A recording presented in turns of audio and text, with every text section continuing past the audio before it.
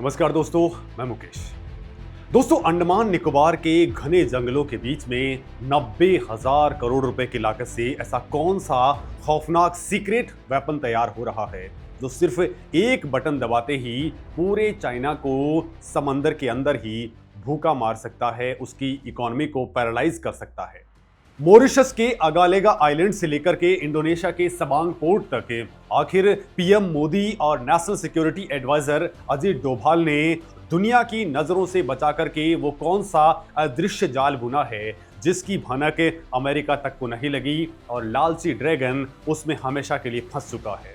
अरब सागर के बीचों बीच रात के 2 बजे भारतीय नेवी के मार्कोस कमांडोज ने ऐसा कौन सा ब्लैक ऑपरेशन अंजाम दिया जिसे देख करके दुनिया की सबसे ताकतवर नेवी वाले अमेरिका और ब्रिटेन को भी भारत के सामने हाथ जोड़ने पड़ गए। और दोस्तों, समंदर की अथाह गहराइयों के अंदर बिना एक भी गोली चलाए भारतीय पनडुब्बियां चाइनीज नौसेना के साथ वो कौन सा साइकोलॉजिकल माइंड गेम खेल रही हैं जिसने रातों रात शी जिनपिंग की नींद उड़ा दी है। दोस्तों, आज हम किसी हवाई थ्योरी की बात नहीं कर रहे बल्कि उस जियोपॉलिटिकल भूकंप की बात कर रहे हैं जिसने ग्लोबल पावर डायनेमिक्स को हमेशा के लिए बदल करके रख दिया है। दोस्तों, आज की ये इन्वेस्टिगेटिव डिकोडिंग आपके रोंगटे खड़े कर देने वाली है क्योंकि हम उस सच से पर्दा उठाने जा रहे हैं जो आम टीवी चैनल्स की डिबेट से कोसों दूर होता है। दोस्तों, बात शुरू होती है साल 2024 के उस खौफनाक दौर से जब ग्लोबल सप्लाई चेन अपने सबसे बुरे दौर से गुजर रही थी। लाल सागर और अदन की खाड़ी के अंदर कमर्शियल जहाजों पर हुती विद्रोहियों और सोमालियाई लुटेरों के ड्रोन्स और मिसाइल हमले अचानक आउट ऑफ कंट्रोल हो गए। ये वो इलाका है जहां से दुनिया का 70% से ज्यादा क्रूड ऑयल और अरबों डॉलर का ग्लोबल ट्रेड गुजरता है। जब दोस्तों इन हमलों की वजह से ग्लोबल इन्फ्लेशन का खतरा मंडराने लग गया और अमेरिका से लेकर के यूरोप तक की अरबों डॉलर के बजट वाली नेवीज पीछे हटने को मजबूर होने लग गई, तब दुनिया ने एक ऐसा नजारा देखा जिसने वेस्टर्न मीडिया का घमंड हमेशा के लिए चकनाचूर कर दिया। भारत ने बिना किसी शोर शराबे के अपने 30 से ज्यादा घातक और एडवांस वॉरशिप्स इस पूरे इलाके के अंदर डिप्लॉय कर दिए। दोस्तों, ये आजाद भारत के इतिहास का सबसे बड़ा, सबसे तेज और सबसे आक्रामक नेवल डिप्लॉयमेंट था। भारतीय नौसेना ने किसी इंटरनेशनल कोएलिशन का हिस्सा बने बिना अकेले दम पर इस पूरे इलाके को सील करके रख दिया। भारतीय युद्धपोतों ने राष्ट्रीयता या झंडे की परवाह किए बिना सैकड़ों विदेशी नागरिकों को मौत के मुंह से निकाला और अरबों डॉलर का सामान ले जा रहे कमर्शियल शिप्स को एक अभेद्य सुरक्षा प्रदान कर दी। दोस्तों, इस एक मूव ने पूरी दुनिया को यह समझा दिया कि इंडो पैसिफिक रीजन का असली बॉस कौन है। लेकिन दोस्तों, असली सस्पेंस तो अब शुरू होता है क्योंकि भारत की इस ताकत को देख करके वेस्टर्न वर्ल्ड के अंदर जो खलबली मची वो भारत के लिए एक बहुत बड़ी कूटनीतिक जीत थी। इजराइल के टॉप डिफेंस एक्सपर्ट्स और जेरूसलम पोस्ट जैसी दुनिया की सबसे रेप्यूटेड पब्लिकेशंस ने अचानक भारत को एक ग्लोबल गेम चेंजर और दुनिया की लाइफलाइन डिक्लेयर कर दिया। इजरायली स्ट्रैटेजिक एक्सपर्ट पोशाली लॉस ने अपने एक डीप एनालिसिस के अंदर एक बहुत ही चौंकाने वाली बात दुनिया के सामने रखी है। उन्होंने साफ शब्दों के अंदर लिखा है कि आने वाले वक्त में ये बिल्कुल भी महत्वपूर्ण नहीं होगा कि दुनिया के चौक पॉइंट्स जैसे कि हॉर्मुज स्ट्रेट, बॉब अल मंदेब और मलक्का स्ट्रेट पर किसका मिलिट्री कंट्रोल है। इसके बजाय सबसे इंपॉर्टेंट ये होगा कि संकट के टाइम पर इन चौक पॉइंट्स को खुला रखने की ताकत और जिगरा किस देश के पास में है, और यहीं पर भारतीय नौसेना का रोल सबसे बड़ा गेम चेंजर हो जाता है। दोस्तों, इजराइल, अमेरिका और यूरोपियन यूनियन के लिए अब भारत सिर्फ एक फास्ट ग्रोइंग इकोनॉमी या एक बहुत बड़ी डिफेंस मार्केट नहीं रह गई है। हालिया अमेरिका, इजराइल, ईरान संघर्ष के बाद में दुनिया समझ चुकी है कि भारत एक ऐसा रणनीतिक साझेदार बन चुका है जो ग्लोबल समुद्री सिस्टम को अपने दम पर सिक्योर करने की ताकत रखता है। लेकिन दोस्तों, क्या आपने कभी सोचा है कि कल तक जिस भारतीय नौसेना को वेस्टर्न मीडिया सोवियत हथियारों का म्यूजियम और कबाड़ समझ करके मजाक उड़ाया करता था, आज वही घमंडी मीडिया अचानक भारत को हिंद महासागर का शेरिफ मान करके उनके पैरों में क्यों गिर पड़ा है? तो दोस्तों इसके पीछे एक बहुत बड़ी स्ट्रेटेजिक और साइलेंट प्लानिंग है जो पिछले एक दशक से साउथ ब्लॉक के बंद कमरों में चल रही थी। दोस्तों दुनिया के नक्शे पर एक नजर डालते ही आपको समझ में आ जाएगा कि भारत की ज्योग्राफिकल लोकेशन अपने आप में एक सुपर पावर है। हिंद महासागर के बिल्कुल बीचों बीच में मौजूद भारत मिडिल ईस्ट के ऊर्जा उत्पादक देशों, अफ्रीका की इमर्जिंग इकोनॉमीज और ईस्ट एशिया के मैन्युफैक्चरिंग हब के बीच एक ब्रिज का काम करता है। दोस्तों भारत की वेस्टर्न कोस्टलाइन सीधे पर्शियन गल्फ और लाल सागर को जोड़ने वाले समुद्री रास्तों को डोमिनेट करती है, जबकि ईस्ट के अंदर अंडमान एंड निकोबार आइलैंड समूह मलक्का स्टेट तक डायरेक्ट और डेडली एक्सेस देता है। दोस्तों दुनिया भर के अंदर व्यापार की आवाजाही को कंट्रोल या फिर चोक करने के लिए दुनिया के किसी भी देश के पास में भारत जैसी खतरनाक और डोमिनेटिंग पोजीशन नहीं है, और यही वजह है कि भारत आज अपनी ही नहीं बल्कि पूरे रीजन की सुरक्षा की गारंटी ले रहा है और दुनिया का सबसे बड़ा नेट सिक्योरिटी प्रोवाइडर बन चुका है। दोस्तों अब जरा इस पूरी कहानी के सबसे सीक्रेट और हिडन लेयर के अंदर चलते हैं, जिसे समझे बिना आप चाइना की बेचैनी को नहीं समझ पाएंगे। दोस्तों चाइना पिछले 20 सालों से भारत को घेरने के लिए स्ट्रिंग ऑफ पर्ल्स नाम की एक रणनीति पर काम कर रहा है। उसने पाकिस्तान के ग्वादर से लेकर के म्यांमार और जिबूती तक अपने मिलिट्री बेसिस बनाए हैं ताकि वो भारत को समंदर में कैद कर सके। लेकिन दोस्तों मोदी सरकार और अजीत डोभाल ने इसका जो साइलेंट काउंटर अटैक तैयार किया है, उसने चाइना के पूरे गेम प्लान को ही डस्टबिन में डाल दिया है। दोस्तों भारत ने दुनिया की नजरों से छिपा करके नेकलेस ऑफ डायमंड नाम का एक अदृश्य जाल बुना है, जिसकी भनक ड्रैगन को तब लगी जब वो पूरी तरह से इसके अंदर फंस चुका था। मॉरिशस के अगालेगा आइलैंड में भारत ने गुपचुप तरीके से 3 किलोमीटर लंबी एक विशाल हवाई पट्टी और डीप वाटर नेवी जेटी का निर्माण कर लिया है।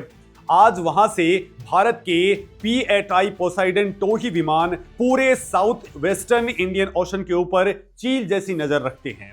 उधर ओमान के डुकम पोर्ट के ऊपर भारतीय नेवी ने साइलेंटली अपना लॉजिस्टिक बेस फिक्स कर लिया है, जिससे मिडिल ईस्ट के मुहाने पर हमारी परमानेंट और लीगल प्रेजेंस हो गई है। इसके अलावा दोस्तों चाबहार पोर्ट के जरिए भारत ने पाकिस्तान के ग्वादर पोर्ट की अहमियत को जीरो कर दिया है, और इसमें बड़ी बात यह समझिए दोस्तों कि इसी चाबहार पोर्ट के ऊपर अमेरिका अटैक करता है, लेकिन भारत जिस पोर्ट के हिस्से को वहां पर कंट्रोल कर रहा है वहां पर उनकी एक हल्की सी भी मिसाइल या बॉम्ब अटैक बिल्कुल भी नहीं कर पाई। यानी पूरी तरह से वो सेफ रहा, और सेफ इसलिए रहा क्योंकि अमेरिका और इजराइल को मालूम है कि ये एरिया भारत वाले हिस्से में है और वहां उसे वो छू तक भी नहीं पाए। यानी दोस्तों ये भारत की अहमियत का बहुत बड़ा एहसास है। लेकिन दोस्तों सबसे बड़ा मास्टर स्ट्रोक जो खेला गया है भारत के द्वारा वो इंडोनेशिया के सबांग पोर्ट के ऊपर है। मलक्का स्टेट के ठीक मुंह के ऊपर मौजूद इस पोर्ट तक डायरेक्ट एक्सेस हासिल करके भारत ने चाइना की उस दुखती रग पर अपना बूट रख दिया है, जिसे मलक्का डायलेमा कहा जाता है। दोस्तों दुनिया का कोई भी मिलिट्री एनालिस्ट आपको बता देगा कि अगर मलक्का स्ट्रेट ब्लॉक हो जाए तो चाइना का 80% ऑयल इंपोर्ट और एक्सपोर्ट वहीं रुक जाएगा, और इसी मलक्का स्ट्रेट को डोमिनेट करने के लिए भारत ने वो कदम उठा लिया है जो बीजिंग में खौफ पैदा कर रहा है। दोस्तों अंडमान निकोबार के घने जंगलों के बीच में भारत सरकार ने 90,000 करोड़ रुपए का जो मेगा इंफ्रास्ट्रक्चर और मिलिट्री अपग्रेडेशन प्रोजेक्ट चलाया है वो चाइना के लिए किसी बुरे सपने से कम नहीं है। दोस्तों ग्रेट निकोबार आइलैंड के ऊपर एक नया deep draft port, expanded military runways और एडवांस इंफ्रास्ट्रक्चर तैयार किया जा रहा है। मिलिट्री स्ट्रैटेजी की भाषा में अंडमान निकोबार को भारत का अनसिंकेबल एयरक्राफ्ट कैरियर कहा जाता है, यानी कि एक ऐसा विशाल विमानवाहक पोत जिसे कोई भी मिसाइल या टॉर्पीडो डुबा नहीं सकता है। ये आइलैंड चेन मलक्का स्टेट के इतने करीब है कि अगर कभी LAC के ऊपर चाइना ने कोई भी छोटी मोटी मिलिट्री हिमाकत भी की तो भारत को हिमालय की चोटियों पर खून बहाने की जरूरत भी नहीं पड़ेगी। अंडमान में बैठा एक कमांडर सिर्फ एक ऑर्डर देकर के मलक्का स्टेट को पूरी तरह से चौक कर सकता है। दोस्तों कुछ ही हफ्तों के अंदर चाइना की फैक्ट्रियां बंद हो जाएंगी, शहरों के अंदर बिजली कट जाएगी और पूरी चाइनीज इकोनॉमी समंदर में भूख से तड़प तड़प करके कोलैप्स हो जाएगी। ये कोई हवाई बात नहीं है, ये हार्ड जियोपॉलिटिकल रियलिटी है जिसे चाइना के रणनीतिकार बहुत अच्छे तरीके से जानते हैं। और दोस्तों इसी एक खौफ ने उन्हें अब तक ताइवान या फिर भारत के खिलाफ कोई भी बड़ा दुस्साहस करने से रोक रखा है। लेकिन दोस्तों आप सोच रहे होंगे कि अगर चाइना ने अपनी न्यूक्लियर सबमरीन्स को पानी के नीचे से चुपचाप हिंद महासागर के अंदर भेज दिया तो क्या होगा। तो दोस्तों यहीं पर एंट्री होती है उस खौफनाक इलेक्ट्रॉनिक दीवार की जिसे दिल्ली में बैठे हमारे सुरक्षा सलाहकारों ने पिछले कुछ सालों के अंदर बहुत ही साइलेंटली तैयार कर लिया है। भारत ने मॉरिशस के अंदर 8, सेशल्स में 8, श्रीलंका के अंदर 6 और मालदीव के अंदर 10 तटीय निगरानी रडार स्टेब्लिश किए हैं। दोस्तों इन सभी रडार्स का रियल टाइम डेटा गुरुग्राम में मौजूद information fusion centre for Indian Ocean Region यानी IFC-IOR में 24 घंटे मॉनिटर होता है। इस इलेक्ट्रॉनिक शील्ड का असर ये है कि अगर आज समंदर में 500 मीटर नीचे भी कोई चाइनीज युआन वांग क्लास का स्पाइसशिप या सबमरीन एक पत्ता भी हिलाती है तो दिल्ली के सीक्रेट वॉर रूम्स के अंदर उसका अलर्ट तुरंत ब्लिंक करने लग जाता है। चाइना अब हिंद महासागर में कोई भी सरप्राइज एलिमेंट इस्तेमाल नहीं कर सकता है क्योंकि उसे पता है कि पानी के नीचे भी भारत की आंखें 24 घंटे खुली हुई हैं। दोस्तों इस कहानी का थ्रिलर अभी बाकी है क्योंकि भारत का ये नया एग्रेसिव अवतार सिर्फ रडार और पोर्ट्स तक ही सीमित नहीं है। रात के घने अंधेरे के अंदर अरब सागर के बीच भारतीय मार्कोस कमांडोज ने जो खौफनाक ब्लैक ऑपरेशन अंजाम दिया है उसने पाकिस्तान को भी भारत के सामने सिर झुकाने पर मजबूर कर दिया है। दोस्तों 2024 की शुरुआत में जब सोमालियाई लुटेरों ने अदन की खाड़ी के अंदर कमर्शियल जहाजों को हाईजैक किया तब भारतीय नौसेना के एलीट कमांडोज ने हेलीकॉप्टर्स और डेस्ट्रॉयर्स की मदद से समंदर के बीचों बीच जो प्रिसीजन स्ट्राइक की वो हॉलीवुड की किसी थ्रिलर फिल्म से भी ज्यादा खौफनाक हैं। दोस्तों बिना एक भी गोली खाए मार्कोस कमांडोज ने लुटेरों को घुटनों पर ला दिया। लेकिन पूरी दुनिया के लिए सबसे बड़ा शॉकर तब लगा जब पता चला कि भारत ने जिन क्रू मेंबर्स को मौत के मुंह से निकाला है उनमें पाकिस्तानी और ईरानी नागरिक भी भारी तादाद में हैं। दोस्तों जब भारतीय नौसेना ने उन पाकिस्तानी नागरिकों को सुरक्षित रेस्क्यू किया और वो ग्लोबल कैमरे के ऊपर इंडिया जिंदाबाद और इंडियन नेवी का शुक्रिया बोल रहे थे तो रावलपिंडी के अंदर बैठे पाकिस्तानी जनरल्स और ISI के आकाओं के भी पसीने छूट रहे थे। ये भारत की हार्ड पावर और सॉफ्ट पावर का ऐसा डेडली कॉम्बिनेशन था जिसने पाकिस्तान के झूठे एंटी इंडिया प्रोपेगेंडा की दुनिया भर में धज्जियां उड़ा दी। दोस्तों कट्टर दुश्मन के नागरिकों को बचा करके भारत ने दुनिया को ये बहुत बड़ा लाउड एंड क्लियर मैसेज दे दिया कि हम सिर्फ अपने नेशनल इंटरेस्ट के लिए काम नहीं करते बल्कि पूरी ह्यूमैनिटी के लिए एक जिम्मेदार नेट सिक्योरिटी प्रोवाइडर हैं। और यही वजह है कि आज अमेरिका से लेकर के आसियान कंट्रीज तक हर कोई भारत की नेवल डिप्लोमेसी का लोहा मान रहा है। दोस्तों इस पूरे जियोपॉलिटिकल पावर गेम में एक और कॉन्सेप्ट है जिसे समझे बिना आप भारतीय नौसेना की इस चाणक्य नीति को डिकोड नहीं कर पाएंगे। दोस्तों हाल ही के अंदर जारी की गई भारतीय समुद्री सिद्धांत यानी कि मैरीटाइम डॉक्ट्रिन के अंदर भारत ने नो वॉर नो पीस की पॉलिसी को ऑफिशियली अडॉप्ट कर लिया है। इसका सीधा सा मतलब यह है कि अब भारतीय नौसेना किसी के पहले हमले का इंतजार नहीं करेगी। शांति के समय भी अगर कोई दुश्मन देश ग्रे जोन ऑपरेशंस या छद्म हरकतें करता है तो भारत उसका आक्रामक जवाब देगा बिना एक भी गोली चलाए। भारतीय युद्धपोत और P-8I एयरक्राफ्ट चाइनीज जासूसी जहाजों की इतनी एग्रेसिव शैडोइंग और ट्रैकिंग कर रहे हैं कि चाइनीज कैप्टेन्स मनोवैज्ञानिक दबाव में आकर के अपनी लोकेशंस बदलने पर मजबूर हो गए हैं। दोस्तों इसे मिलिट्री की भाषा में माइंड गेम कहते हैं। आप फायर नहीं करते लेकिन आप दुश्मन को यह एहसास दिला देते हैं कि अगर तुमने 1 इंच भी हमारी रेड लाइन क्रॉस की तो अगले ही सेकंड तुम समंदर की गहराई में हमेशा के लिए दफन कर दिए जाओगे। दोस्तों शी जिनपिंग की असली नींद इसी बात ने उड़ाई है कि भारत अब डिफेंसिव और रिएक्टिव मोड से निकल करके पूरी तरह से प्रीएम्प्टिव और ऑफेंसिव मोड में आ चुका है। अब एक बड़ा सवाल यह आता है दोस्तों कि बिना एक साथ सैकड़ों नए जहाज खरीदे मोदी सरकार ने ऐसा क्या जादू किया है कि आज दुनिया भर में भारतीय नौसेना की रीच ग्लोबल हो गई है। तो दोस्तों इसका जवाब है वो master stroke strategic logistic agreement जो भारत ने अमेरिका, फ्रांस, जापान और ऑस्ट्रेलिया जैसे देशों के साथ में साइन किया है।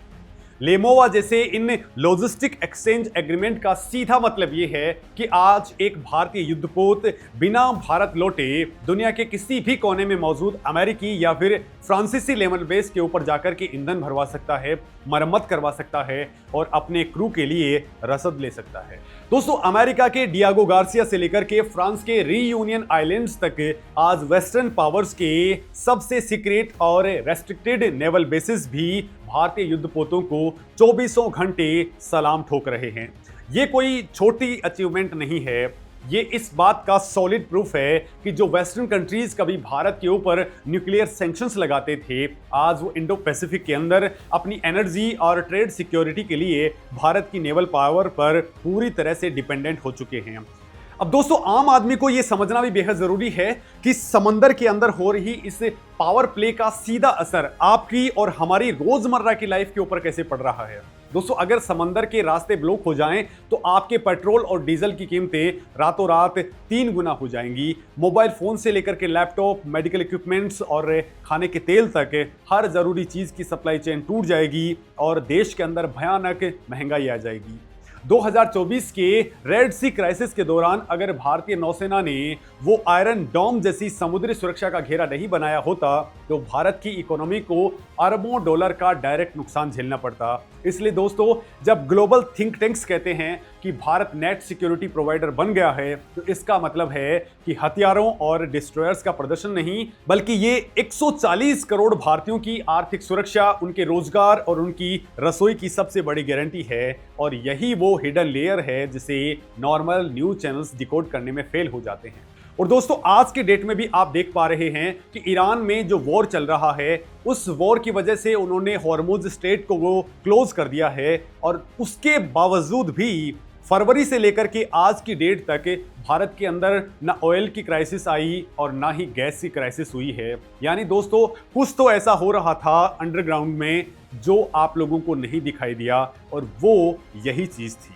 दोस्तों आज दुनिया एक ऐसे मल्टीपोलर वर्ल्ड ऑर्डर की तरफ बहुत तेजी के साथ में बढ़ रही है जहां कोई एक इकलौता देश पूरी दुनिया को कंट्रोल नहीं कर सकता है। अमेरिका अपनी डोमेस्टिक पॉलिटिक्स और यूरोपियन क्राइसिस में बुरी तरह से उलझा हुआ है। चाइना, ताइवान और साउथ चाइना सी के अंदर अपनी एग्रेसिव हेजेमनी एस्टेब्लिश करने के अंदर छटपटा रहा है। ऐसे ग्लोबल वैक्यूम के अंदर ग्लोबल साउथ के देश, आसियान कंट्रीज और अफ्रीकन नेशंस एक ऐसे लीडर की तलाश में थे जो उन पर चाइना की तरह कर्ज का जाल या फिर डेट ट्रैप ना फेंके बल्कि उन्हें बराबरी का दर्जा देकर के उनकी संप्रभुता का सम्मान करे।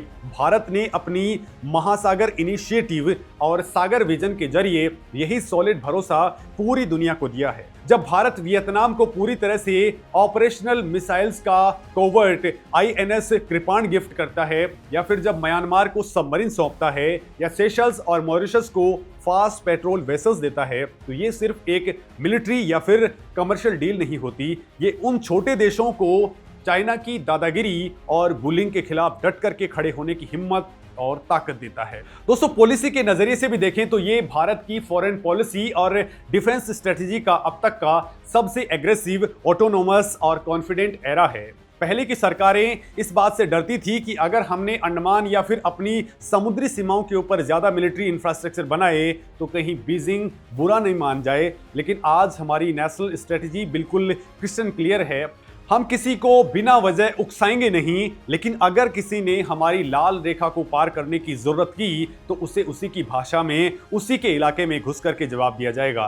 भारतीय नौसेना आज एक बायर नेवी से पूरी तरह से एक बिल्डर नेवी के अंदर कन्वर्ट हो चुकी है। स्वदेशी एयरक्राफ्ट कैरियर INS विक्रांत से लेकर के अरिहंत क्लास की nuclear powered ballistic missile submarines और स्टील्थ गाइडेड मिसाइल डिस्ट्रॉयर्स तक आज भारत अपने सबसे घातक और क्रिटिकल हथियार खुद अपने शिपयार्ड्स के अंदर बना रहा है।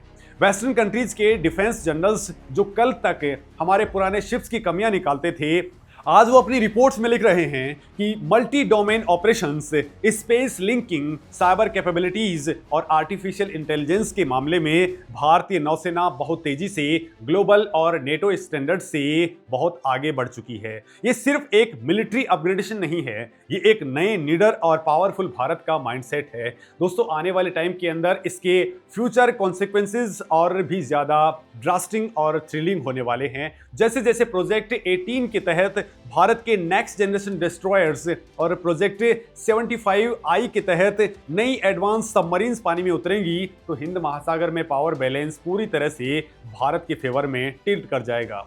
आज शी जिनपिंग और उनकी पीपल्स लिबरेशन आर्मी नेवी को ये बात बहुत अच्छे तरीके से समझ में आ चुकी है कि वो साउथ चाइना सी में चाहे जितनी दादागिरी कर लें, लेकिन इंडियन ओशन के अंदर एंट्री करते ही उन्हें भारतीय नौसेना के बनाए उसी इलेक्ट्रॉनिक और स्ट्रेटेजिक चक्रव्यूह से गुजरना पड़ेगा जिसे पीएम मोदी और अजीत डोभाल ने बहुत ही खामोशी से बुना है। ये नया भारत है जो अब समंदर की लहरों पर सिर्फ तैरता नहीं है, बल्कि अपनी शर्तों पर समंदर की लहरों का रुख बदल देता है। और भारत के प्राइम मिनिस्टर मोदी ने हाल फिलहाल के अंदर जो यात्राएं की हैं वो पूरी तरह से इसी बात को लेकर के थी कि भारत पूरे के पूरे समंदर रीजन के अंदर एक बहुत बड़ा पावर बन जाए, चाहे उसमें हमें सेशल्स की बात हो, मॉरिशस की बात हो, मेडागास्कर की बात हो, इंडोनेशिया की बात हो या फिर न्यूजीलैंड की बात हो या ऑस्ट्रेलिया की। हर जगह पर भारत ने जो भी सिक्योरिटी इंफ्रास्ट्रक्चर डेवलप किए हैं वो पूरी तरह से इसी बात को लेकर के हैं। और बड़ी बात तो ये है